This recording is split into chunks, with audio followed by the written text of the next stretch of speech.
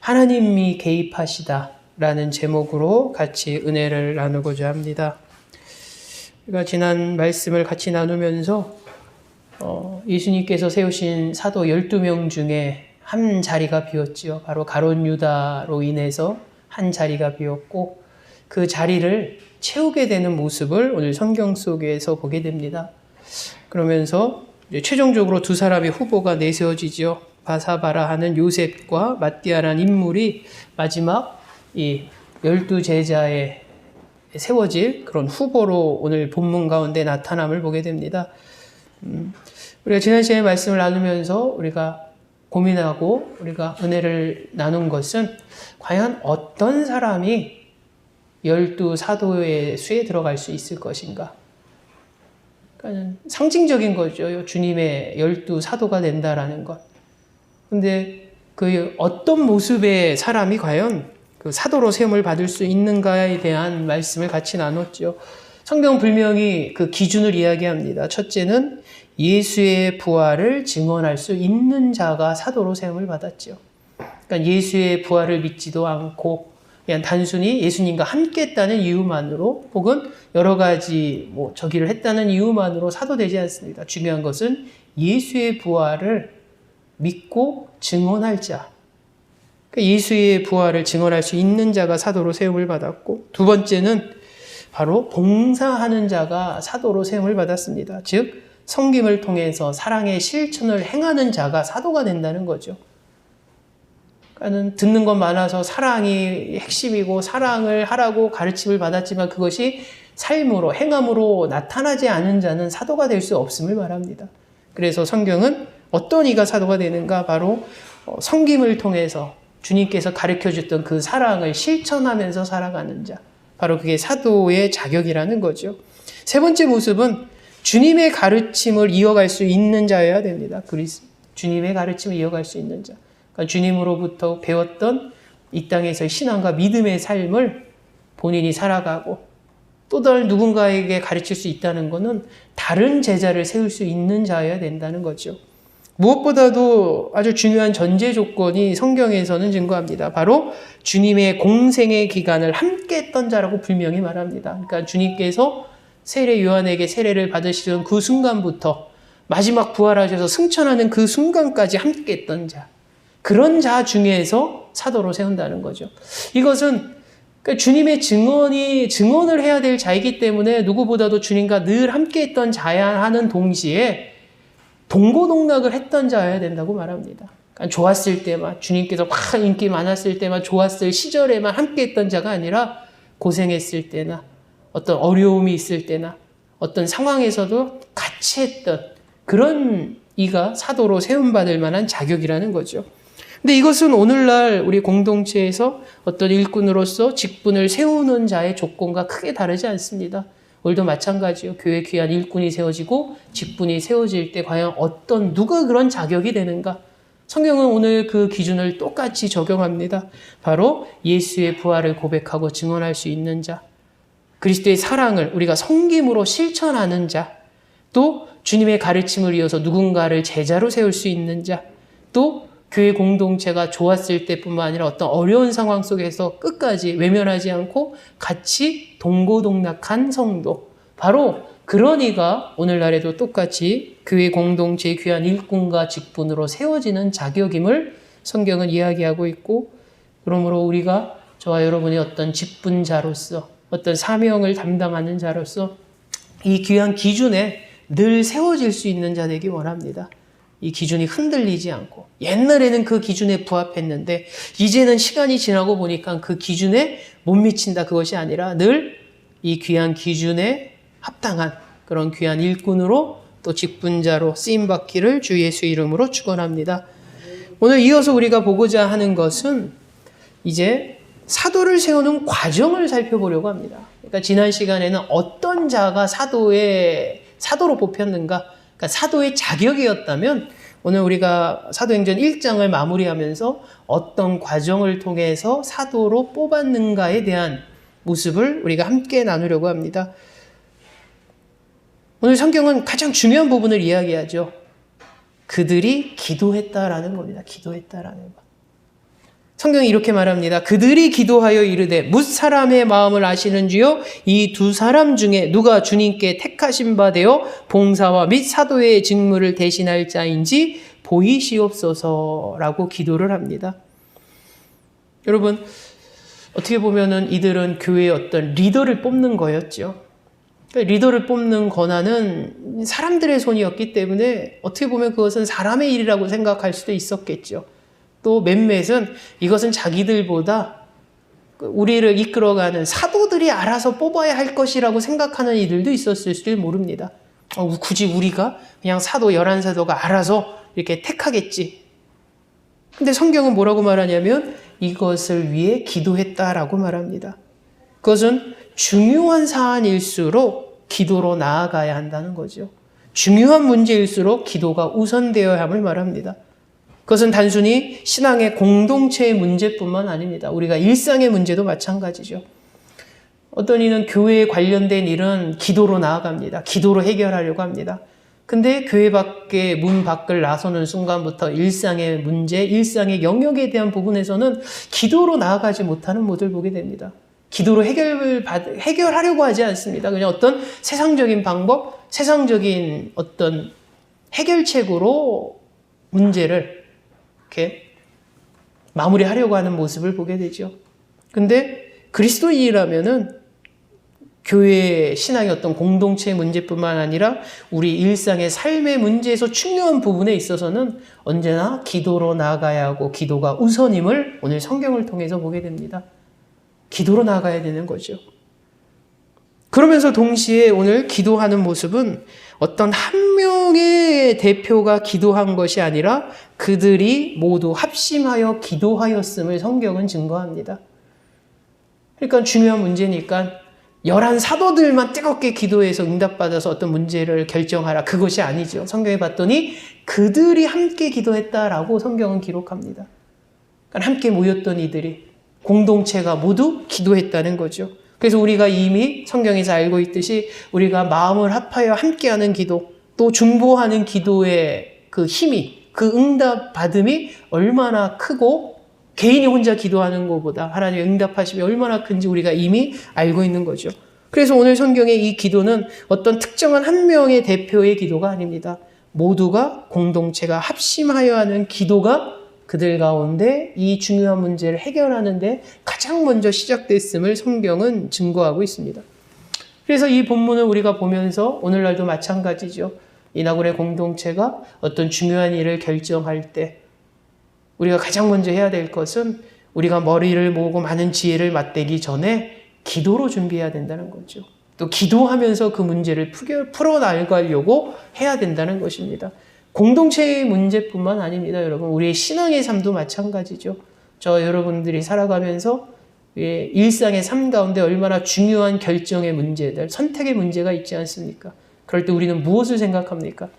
주변의 지인들의 말에 귀를 기울이기도 하고 어떤 세상적인 어떤 많은 팁과 노하우를 들으려고 하지만 동시에 우리는 무엇보다도 하나님 앞에 기도하는 자가 되어야 됩니다. 기도하는 자.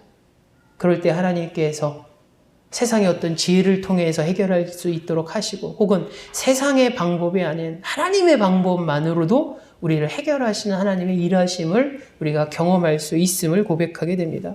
그래서 우리는 어떤 중요한 문제가 있을 때마다 기도하는 자, 특히 함께 중보하는 기도함이 우리 공동체의 귀한 모습되고 또 저와 여러분의 모습되기를 주 예수 이름으로 축원합니다. 그 다음 볼 것은 이들이 기도의 내용을 보려고 합니다. 아주 짧죠. 오늘 성경에 너무 짧게 나와 있습니다. 뭐라고 성경에 나오냐면 그들이 기도하여 이르되 이렇게 기도합니다. 뭇 사람의 마음을 아시는 주여 이 두 사람 중에 누가 주님께 택하신 바 되어 봉사와 및 사도의 직무를 대신할 자인지 보이시옵소서. 너무 어떻게 보면 단순하고 간결하고 짧은 기도죠. 근데 여러분 이 기도에는 중요한 의미를 담고 있습니다. 첫 번째 이 기도에서 우리가 보여지는 것은 특히 뭇 사람의 마음을 아시는 주님이라고 고백되는 가운데 그것은 인간의 한계를 고백하는 기도입니다, 여러분. 인간의 한계를 고백하는 기도. 동시에 하나님의 능력을 확신하는 고백으로 우리는 이해할 수 있습니다. 그러니까 우리가 어떤 결정을 할 때 우리가 보여지는 것 혹은 그동안 보였던 것만으로 판단할 수밖에 없는 한계가 우리에겐 있습니다. 그러니까 정말로 그 사람 속의 마음을 우리가 다 알 수 없다는 거죠. 그 사람의 내면을 우리들은 알 수 없다는 것입니다. 그래서 옛날 속담에도 10길 물속은 알아도 1길 사람 속은 알 수 없다는 속담이 있죠. 그러니까 사람의 마음을 들여다보고 안다는 것이 어렵다는 것입니다. 더 나아가서 사실은 불가능하다는 거죠. 그러니까는 지금 상황이 이제 12번째 사도를 새로 세워야 되는데 후보로 나온 이들이 2명 있습니다. 근데 그들의 모습은 어떤 기준을 통해서 잘 세워져서 후보로 최종적으로 오른 2사람이지만 그들 마음까지 보는 것은 사실은 한계가 있다는 거죠. 그들의 내면까지 다 파악하기에는 그것이 인간의 한계라는 거죠. 그럼 거꾸로 그 내면을 다 파악하실 수 있는 분은 하나님밖에 없음을 기도 가운데 고백하는 것입니다. 우리가 보여지는 거 봤을 때는 저 사람 훌륭해, 따뜻한 사람이야, 훌륭한 사람이야 그렇게 보여지지만 정말 그럴까? 그 내면을 들여다보시는 하나님이, 그러니까 하나님의 능력을 고백하는 기도가 바로 무사람의 마음을 아시는 주님의 라고 고백하는 기도인 것이죠. 근데 이 기도는 후보로 나왔던 요셉과 마띠아의 마음을 하나님만 아신다라는 고백인 동시에 이것은 선택하는 지체들의 마음의 한계를 또한 고백하는 기도입니다. 여기서 사람의 마음을 아시는 주님이라는 건 지금 후보로 됐던 요셉과 마띠아의 마음을 하나님만 아신다는 동시에 누군가를 선택해야 될 지금 우리의 마음도 하나님이 아신다는 거죠. 더 쉽게 얘기하자면 이런 겁니다, 여러분. 우리가 어떤 선택을 해야 될 때 과연 그 선택하려는 나의 마음은 한계가 있다는 거죠. 그 한계를 고백합니다. 내가 혹시 인정에 끌려서 내가 저 사람과 더 친분이 있어서 내가 그 사람을 뽑을 수도 있다라는 어떤 마음의 한계를 하나님 앞에 고백하는 겁니다. 여러 가지 환경과 여러 가지 조건 때문에 내가 그 사람을 택하는 것이 아닌가, 그런 나의 어떤 마음의 한계를 고백하는 거죠. 여러분, 오늘날 많은 교회들이 후임자를 선택하는 문제에 있어서 많은 고민을 합니다. 특히 교회 역사가 오래돼서 이제 담임하셨던 목사님이 이제 원로가 되는 나이가 돼서 은퇴하실 때면 공동체는 이제 후임자를 뽑게 되죠. 그래서 청빙 이렇게 공고도 내고 그러면 어마어마하게 막 서류가 온다고 합니다. 지원자가 많다는 거죠. 그래서 저희 노회에서도 작년인가 여기 가까운 영등포 쪽에 어떤 교회에서 이제 은퇴하셔서 이제 후임 목사를 하는데 서류만 몇십 명이 모였다고. 그러다 보니까는 어떤 고민이 있냐면 보여지는 것은 판단할 수 있는데 그 내면을 어떻게 판단하냐라는 고민이 있습니다. 오늘 성경과 똑같은 거죠. 겉으로 봤을 때는 신학 잘 배우고 건전한 교리 배우고 그리고 뭐 여러 가지 사역도 훌륭히 잘했고 보여지는 그 이렇게 이력에는 그런데 과연 그 마음의 내면을 파악할 수 있는가? 그것도 짧은 시간에 짧은 면담과 설교 한 편의 설교의 내용을 가지고 그 사람의 그 내면을 다 파악할 수 있는가? 한계가 있다는 거죠. 하나님만 아시는 것. 또한 반대로 그걸 뽑는 사람들의 마음 상태도 결국 한계가 있습니다. 내가 그 사람을 잘 모르는 상황에서 그 내면을 파악하기 어려운 한계 속에서 결국 나는 후보자를 뽑을 때 어떤 보여지는 것, 외모라든가 그 사람의 학벌이라든가 혹은 주변 환경에 더 집중하고 더 신경을 쓰이는 것은 아닌가. 그것이 뽑는 자의 한계점을 드러내는 것이고 오늘 성경에는 그것을 고백하는 기도의 말씀이 같이 있다는 거죠. 무사람의 마음을 아시는 주님. 내가 사람을 뽑으려고 하는데 정말 주님, 나이도 한계가 있지 않습니까? 내가 정말 객관적으로 저 사람을 보려는 마음이 있습니까?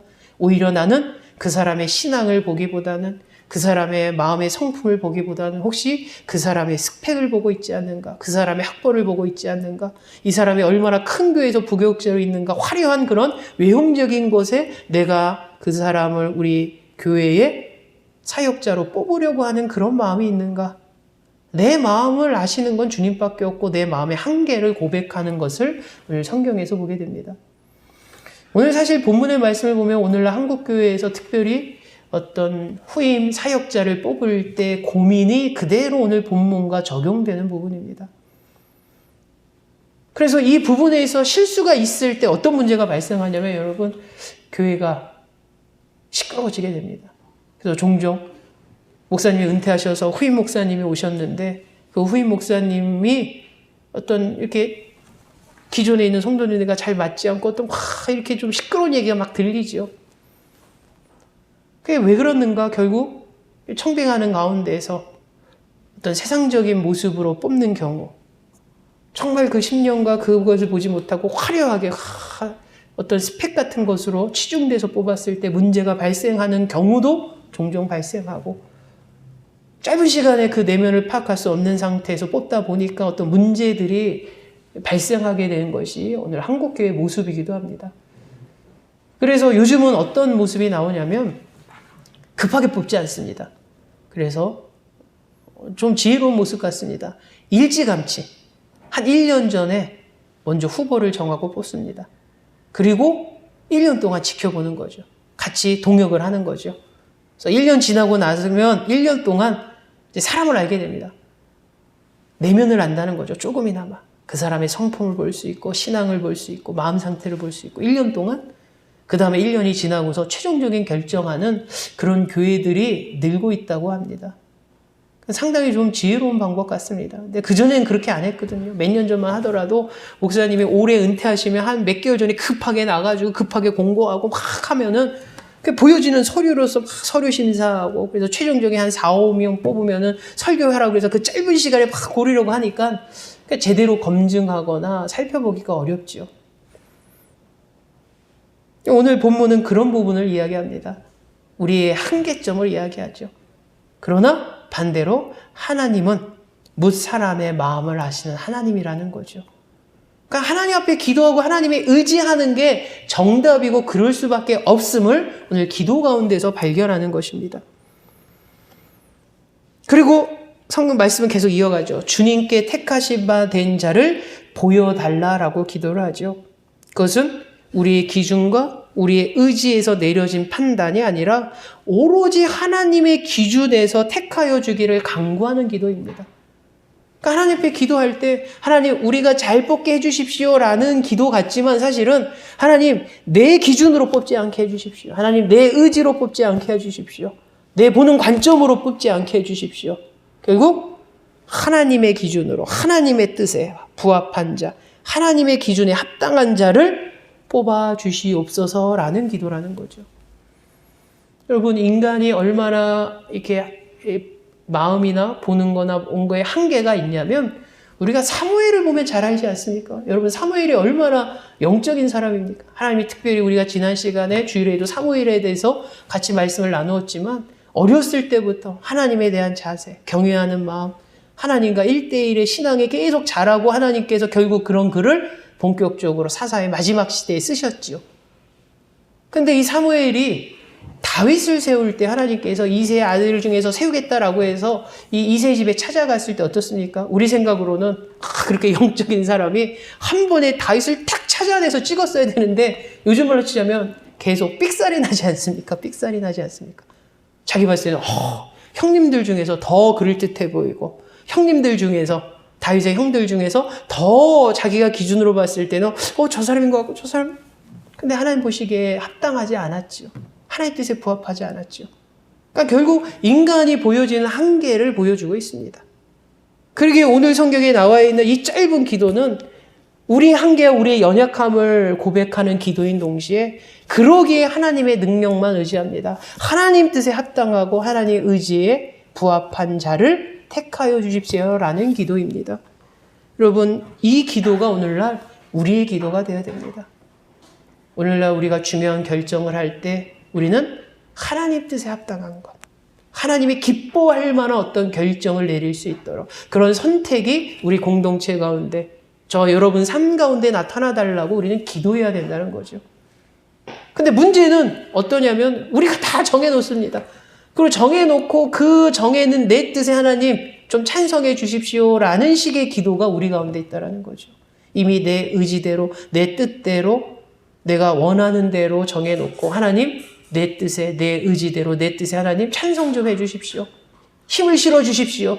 그런 기도가 우리의 모습입니다. 근데 오늘 성경은 정확히 뭐라고 말합니까? 내 의지가 아니라 내 뜻이 아니라 하나님 뜻에 합당한 하나님 기준에 부합한 그런 선택을 해달라고 하는 기도. 바로 그것이 정말로 하나님 앞에 우리가 어떤 중요한 일을 결정할 때 하나님 앞에 하는 기도의 모습이고 그런 기도가 우리 공동체에도 나타나야 되고 또 여러분과 우리의 삶 가운데서 어떤 중요한 결정을 할 때 나타나는 기도이고 그런 기도가 우리 가운데 있기를 주 예수 이름으로 축원합니다. 마지막 우리가 보고자 하는 것은 마지막 성경에 보면 이렇게 기록되어져 있습니다. 26절이죠. 제비를 뽑아 마띠아를 얻으니 그가 11사도의 수에 들어가니라. 아멘. 그러니까 결국 마지막에는 이 마띠아가 이 12번째 사도로 세움을 받아서 이제 티오가 채워지는 모습을 보게 됩니다. 근데 옛날에 저는 그런 생각을 했습니다. 좀 의아한 질문이었죠. 이렇게 기도까지 하고 그랬는데 왜 마지막에 제비뽑기로 결정을 했을까? 제비뽑기. 마치 어린 시절에 무슨 생각을 했냐면 이 제비 뽑는다는 게 결국 뭡니까? 우리가 동전 던지면서 앞면 나오면 하고 뒷면 나오면 뭐 하겠습니다. 약간 그런 개념과 크게 벗어나지 않지 않습니까? 그래서 거기에 대한 많은 의문이 있었습니다. 저는. 근데 놀랍게도 이 제비 뽑기는 구약 시대에 나와 있는 내용이었습니다. 그래서 구약의 역대상 24장과 25절에 이 제비 뽑기에 관한 것이 등장했고 또 사해사번 그러니까 사해 지역에서 성경의 옛날 이 성경 이제 두루마기 성경이 발달됐는데 거기에 보면 어떤 특별한 의무를 수행하는 사람을 뽑을 때 제비뽑기가 종종 사용되었음이 기록되어져 있습니다. 또 옛날 유대 문헌이나 요세푸스 기록에 보면 어떤 중요한 다른 문제를 결정할 때에 이 제비뽑기가 사용되었고 특히 헬라 시대, 헬라 세계, 로마 제국이죠. 로마 제국 시대에도 어떤 주술적인 형태로서 제비뽑기가 사용되었음을 역사적인 기록을 통해서 확인할 수가 있습니다. 그러니까는 로마 시대에도 제비뽑기가 있었는데 그거는 그와 같이 비슷한 주술적인 것. 근데 놀랍게도 성경에서도 제비뽑기가 나왔습니다. 그럼 이제 질문이 이런 거죠. 과연 차이가 있는 것인가? 근데 여러분 주목해야 될 것은 어떤 방식과 방법이 유사하나 접근, 사고, 생각이 다르다는 겁니다. 그러니까 더 쉽게 얘기하자면 구약에 나와 있는 유대인들에게 구약에서 나와 있던 어떤 제비뽑기의 개념은 행위는 제비를 뽑는 방식이지만 그 밑바탕에는 뭐가 깔렸냐면 하나님의 절대 주권을 믿고 맡기는 생각이, 사고가 밑에 깔려 있습니다. 그래서 구약시대에 유일하게 제비뽑기 외에는 어떤 주술적인 형태의 행위가 전부 금지되어 있죠. 유일하게 제비뽑기만이 허용되어 있었습니다. 근데 이제 로마 제국 시대를 보면 어떻습니까? 제비뽑기뿐만 아니라 제가 말씀드렸듯이 동전으로 앞면 뒷면을 해서 여러 가지 모습이 있었다는 거죠. 근데 그것은 뭐냐면 주술적인 형태로 있었다는 겁니다. 그래서 우리는 중요한 것은 제비 뽑는 그 방법의 절차의 포인트를 맞추는 것이 아니라 왜 그들이 제비를 뽑는 형식을 취했지만 그 밑바탕에는 무엇이 깔렸냐면 하나님의 절대 주권을 의지해서 그 방식을 택했다는 거죠. 하나님의 절대 주권. 그래서 여러분 가끔 오늘날에도 그럽니다. 가끔 이 성경적인 근거를 내세워서 어떤 일을 결정할 때마다 특히 이제 목사님들 세계가 그렇습니다. 이렇게 총회 가고 그러면 무조건 제비뽑기로 문제를 해결하려고 막 주장하는 그런 목사님들이 종종 있습니다. 근데 여러분 자세히 들여다보면 어떻습니까? 성경은 그냥 아무렇게나 제비뽑기를 이야기하지 않습니다. 누가 보더라도 자격을 갖춘 인물을 놓고 앞서 말한 것처럼 요셉과 마띠아는 앞에서 사도가 될 만한 자격을 갖춘 인물이었습니다. 그래서 누가 되더라도 이상할 것 없을 정도로 어떤 기준에 부합한 자였지요. 그 두 명을 놓고 하나님의 절대 주권을 의지하는 마음으로 제비뽑기가 행해졌음을 성경은 보게 됩니다. 근데 오늘날은 어떤 문제가 발생하냐면 성경처럼 누가 보더라도 자격을 갖춘 인물을 놓고 최종적인 어떤 고민하는 상황에서 제비뽑기가 적용되는 게 아니라 정말 자격도 안 되고 문제가 있는 인물인데 그 인물을 어떤 중요한 자리에 앉히려는 수단으로 이 제비뽑기를 악용하는 경우가 종종 있습니다. 그래서 예전에 총회에서 실제로 일어났던 일입니다. 그러니까 총회 어떤 자리가 상당히 좀 힘 있는 자리인데 그 자리에 지원하는 목사님이 너무 많습니다. 그러다 보니까 나중에 어떤 방법을 쓰냐면 성경적으로 제비 뽑으시다 라고 막 외치죠. 근데 제비 뽑자고 막 주장하는 목사님을 보면 사실은 어떤 기준으로 보면 그 기준에 못 미치는 분들이죠. 문제가 많은 분들, 정치하려는 분들. 근데 방법적인 것만 제비를 뽑아서 요행으로 자기가 한번 어떤 자리에 앉으려고 하는 그런 모습이 있죠. 근데 여러분 오늘 성경은 어떤 적용이 됩니까? 어떤 제비 뽑는다는 방식에 집중하는 것이 아니라 그 배경에 깔려있는 생각, 즉 하나님의 절대 주권에 대한 생각, 그리고 하나님의 절대 주권에 대한 확신에 우리는 포인트를 맞춰야 된다는 거죠. 여러분 오늘날도 어떤 중요한 문제를 오늘 성경은 제비를 뽑아서 하라라는 것을 성경이 이야기하려는 것이 아닙니다. 오늘 사도행전에 나와 있는 이걸 보고 아 그렇구나 교회에 중요한 일이 있을 때 그럼 우리 무조건 제비 뽑자. 그것을 오늘 성경이 우리에게 가르쳐주기 위해서 오늘 본문에 있는 것이 아닙니다.